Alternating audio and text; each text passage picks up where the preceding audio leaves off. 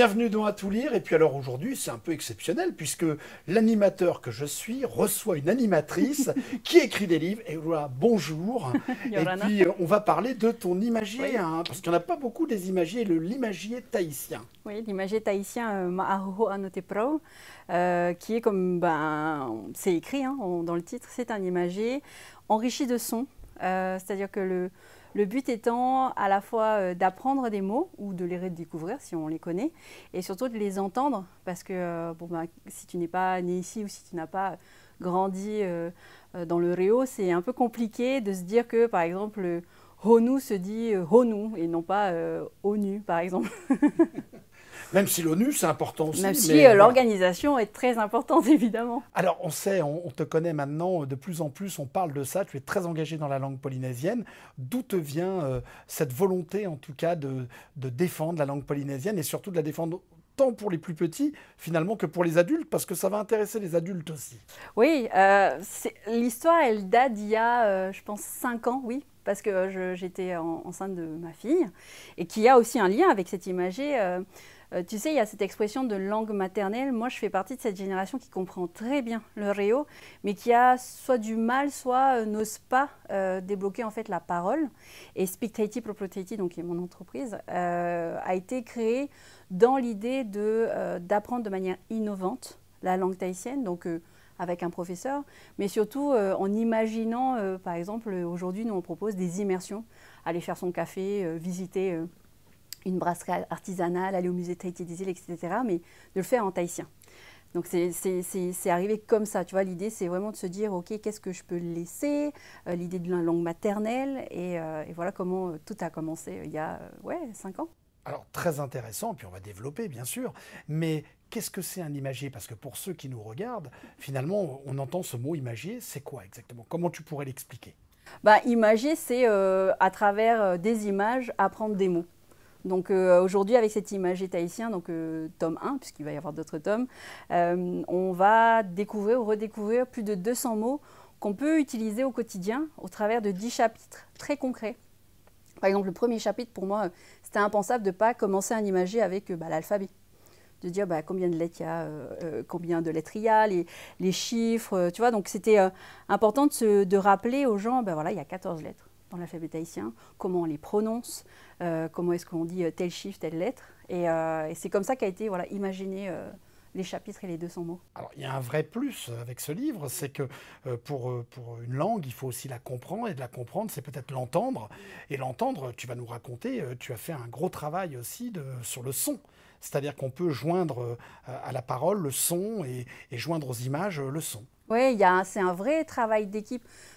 Speak Tahiti, ça a toujours été dans ma tête un travail communautaire. Comme la communauté en Polynésie, c'est hyper important. Et moi, j'ai toujours travaillé en communauté. Et pour cette imagier-là, il y a quasiment 10 personnes qui ont travaillé. Là, tu parles de son.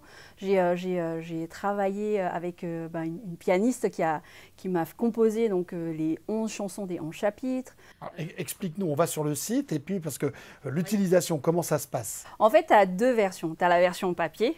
Ici, il y a marqué un audio disponible en ligne. Et en fait, tu as ce qu'on appelle un QR code. Donc, tu télécharges et tu as sur ton appareil mobile ou sur ta tablette les 11 chapitres.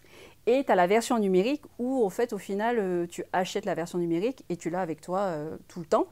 Et il y a le même principe. On a même acheté un logiciel pour avoir le bruit de la page qui se tourne et tout, tu vois. Donc, le son est effectivement très important. Tu as parlé tout à l'heure de travail en équipe, de plusieurs personnes autour de toi, des linguistes aussi. On va dire un petit mot sur ce travail-là, parce que c'était important pour toi de collaborer avec des gens qui pouvaient aider à ce projet. Oui, parce que ce qu'il faut savoir, c'est je pense qu'on est plein à vouloir défendre à la fois la culture et la langue. Moi, je ne suis absolument pas linguiste. Moi, j'ai fait un master de communication il y a 15 ans. Enfin, tu vois, je ne suis pas du tout je n'ai pas de cursus universitaire lié aux langues, mais c'était effectivement important de travailler avec des linguistes. Donc là, pour le coup, 2 personnalités même pour moi, parce qu'il y a notamment Ludmila Tapea Shinmen et Vahi Sylvia Richaud. Vahi, donc qu'on connaît en tant que maître de conférence, qui, là, tu vois, je vois une histoire de Tahiti, elle a collaboré dans ce bouquin-là. Et puis, Ludmila a notamment coécrit un livre qui s'appelle Natatautera, où on peut avoir en tout cas 1200 expressions en langue tahitienne. Alors tu parles de 1200 expressions, mais dans ce livre, il y a 200 mots. Oui. Question importante, comment on choisit 200 mots et pourquoi ces mots-là et pas d'autres? On te laisse nous l'expliquer. Alors déjà, l'histoire, c'est Vei et Tama. Donc ce sont deux enfants qui vont rentrer dans le monde merveilleux des mots tahitiens.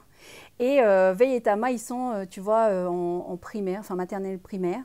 Et c'est vraiment, pour moi, les 10 chapitres sont des chapitres qui peuvent vraiment être utiles au quotidien. Donc, par exemple, tu as la famille, tu as la maison, tu as un chapitre sur l'anniversaire, un chapitre sur les animaux. Donc, en fait, au début, je me suis vraiment dit, OK, quels sont les 10 chapitres qui, potentiellement, pourraient intéresser ma fille, qu'elle voit au quotidien, et pourquoi pas aussi intéresser les parents. Parce que, bah, évidemment, ce n'est pas les petits-enfants de 4-5 ans comme ma fille qui vont venir acheter le livre. Donc, c'était vraiment de se dire, OK, quels sont les trucs vraiment très concrets, le corps, tu vois, qui vont pouvoir être utilisés aussi.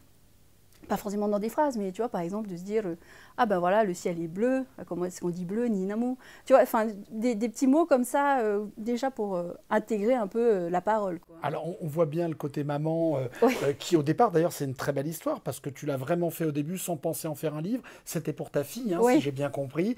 Et vous avez démarré comme ça, tu voulais lui faire son petit imagier. Est-ce que tu l'as testé d'abord auprès de ta fille et d'autres enfants avant de te dire, bah, ce projet-là, finalement, il faut qu'il sorte à une plus grande échelle? Bah, je l'ai testé sur elle. De toute façon, ma fille, c'est ma meilleure bêta-testeuse. Vraiment, je lui fais tester plein de trucs parce que je me dis, si elle accroche, je pense que ça peut accrocher avec voilà, des enfants plus âgés, voire des adultes. Ensuite, moi, ce que j'ai testé surtout avec les enfants, ce sont toute la partie graphique. En fait, il fallait vraiment qu'au niveau graphique, tu vois, j'avais 3 propositions du maquettiste, de Théane. Et on s'est dit, OK, on va faire tester les enfants. Et c'est rigolo parce que nous, parents, on se dit, c'est ça. Et en fait, tu vois, les enfants, ils vont dire, non, mais c'est ça. Donc moi, j'ai pris le parti de sélectionner vraiment le choix des enfants et pas des adultes. Alors, ce livre, il aurait tout à fait sa place au niveau des écoles et il pourrait être repris avec des professeurs ou en tout cas, est-ce qu'il y a derrière une intention comme ça de rentrer aussi dans les établissements scolaires? Honnêtement, au début, quand j'ai juste créé et pensé l'idée de faire un imagier, je m'étais juste dit, bon, nous, on est des producteurs de contenu à Spectati. On fait de la vidéo, on fait du son, on fait des lexiques et compagnie, on le fait pour nos clients.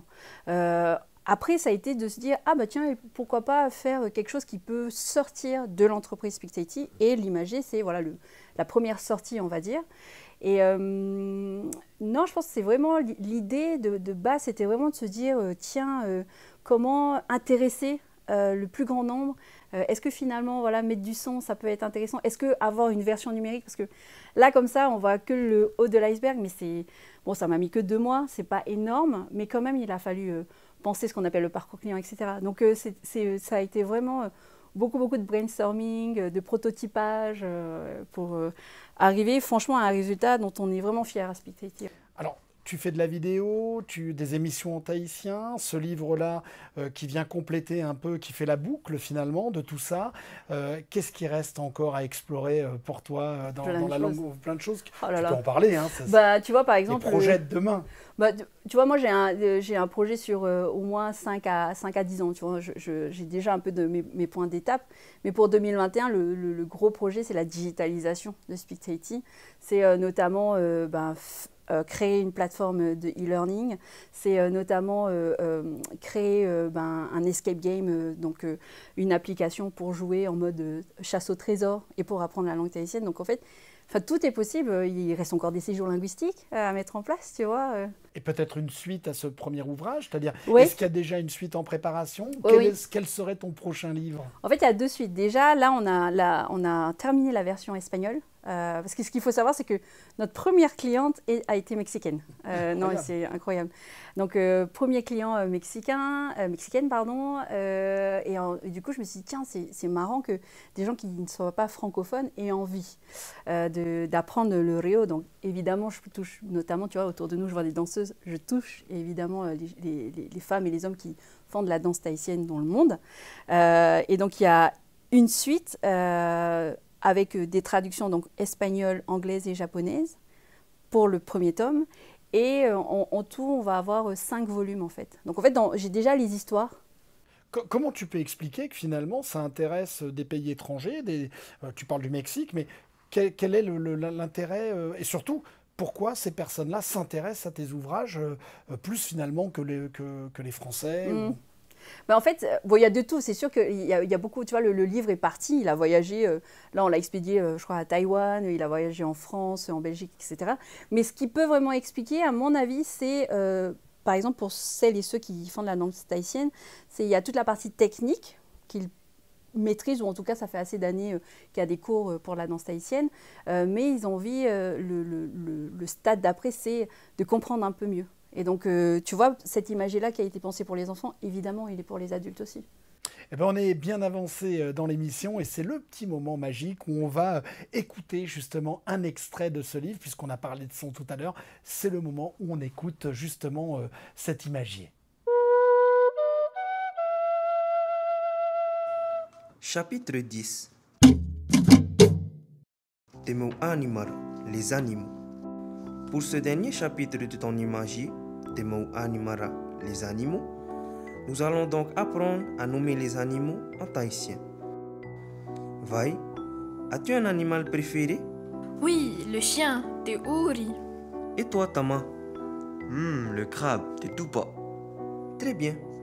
Voyons voir comment dire les animaux qui se trouvent dans cet imagier. Lézard, mo. Vache, maya pua atoru. Oiseau, manu. Chat, mimi, pifari. Cheval, pua horofenu. Cochon, pua. Souris, iore. Voilà, que vous dire d'autre que de courir acheter cet imagier tahitien, parce qu'il n'est pas que pour les enfants, il est aussi écrit pour les adultes, croyez-moi, on peut partager ça justement avec sa petite fille, son petit garçon. En tout cas, on se retrouve très très vite dans un prochain À tout lire, toujours sur TNTV, et quel bonheur de vous inviter dans notre petit salon.